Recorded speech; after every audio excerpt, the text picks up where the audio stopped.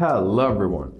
So if you want to set up screen protection on your Huawei Watch GT4, so first of all, wake up the screen by pressing on the crown. Now pressing it again to find our main menu. Now find your settings, and here we are to choose our pin tab. Choose on your pin, press set pin. Now you're to enter your pin.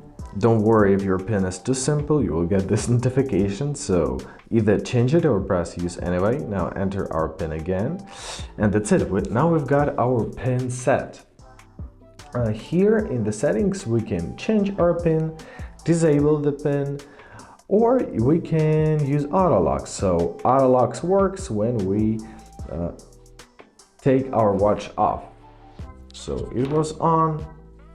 For example, we're taking it off, we're leaving it, and as you see, if I try to unlock it, we're to enter our pin. That's how it works.